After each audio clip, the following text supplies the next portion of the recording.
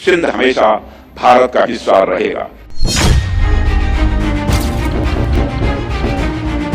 पाकिस्तान के सिंध से वो खबर सामने आई है जिसके इंतजार में भारत 78 साल से था। भारत ने ऐसा जबरदस्त तहलका मचाया कि शहबाज और मुनीर रोने लग गए। खबर है कि पीओके के बाद अब सिंध भी पाकिस्तान से छूटकर भारत में शामिल हो जाएगा। इसका ऐलान होते ही पाकिस्तान में हड़कंप मच चुका है। पीओके बलूचिस्तान के बाद अब सिंध से उठी ये आवाज इस बात का साफ इशारा कर रही है कि नए साल से पहले पाकिस्तान के कई टुकड़े होना तय है।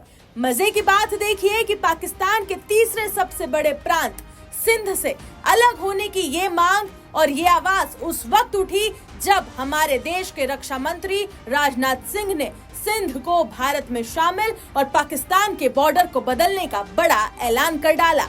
सिंध के नेता ने रक्षा मंत्री राजनाथ सिंह के बयान पर क्या ऐलान किया ये आगे आपको वीडियो में दिखाएंगे, मगर उसके पहले आपको राजनाथ सिंह के सिंध पर दिए धमाकेदार बयान के बारे में बताते हैं जिसने पाकिस्तान के परखच्चे उड़ा दिए। दरअसल राजनाथ सिंह ने कल दिल्ली में कहा था कि आज सिंध की जमीन भारत का हिस्सा भले ना हो, लेकिन सभ्यता के हिसाब से सिंध हमेशा भारत का हिस्सा रहेगा। जहां तक जमीन की बात है, कब बॉर्डर बदल जाए कौन जानता है, कल सिंध फिर से भारत में वापस आ जाए। अब आपको आगे सुनाते हैं कि राजनाथ सिंह ने और क्या क्या कहा। और मैं यहाँ पर आदरणीय लाल कृष्ण आडवाणी जी का भी जिक्र करना चाहता हूँ। हमारे नेता थे, आज हैं।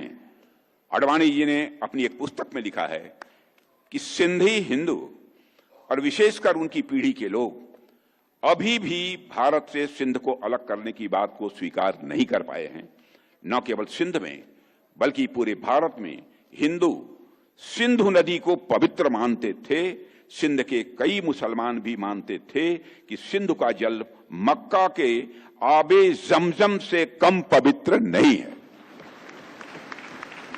यह मैं उनका कोट बतला रहा हूं, यह आडवाणी जी का कोट है। आज सिंध की भूमि, मेरे बहनों भाइयों, यह भारत का हिस्सा भले ही न हो, लेकिन सभ्यतागत रूप से सिंध हमेशा भारत का हिस्सा रहेगा।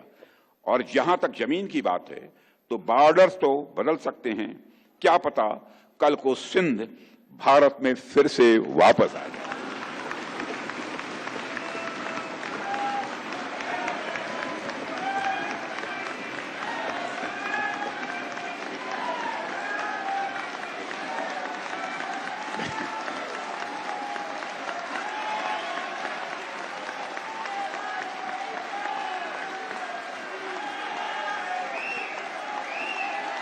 लेकिन सिंध के हमारे लोग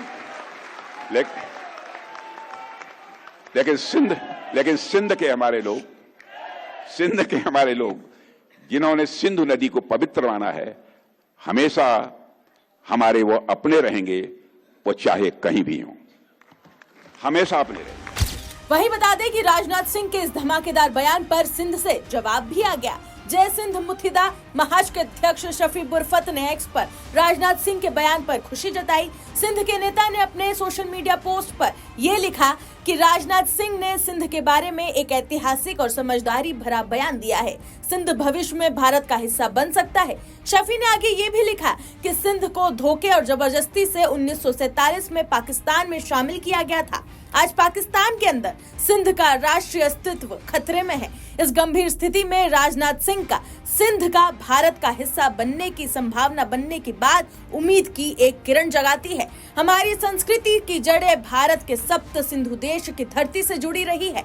राजनाथ सिंह के बाद हम पूरी ईमानदारी से ये उम्मीद करते हैं कि ऐसा नैतिक और राजनीतिक आधार नरेंद्र मोदी भी दिखाएंगे। उनका समर्थन सिंधी देश की उम्मीदों पर और भी ज्यादा रोशनी डालेगा। इसके आजादी के फिर से जी उठने की उम्मीद को और भी ज्यादा मजबूत करेगा।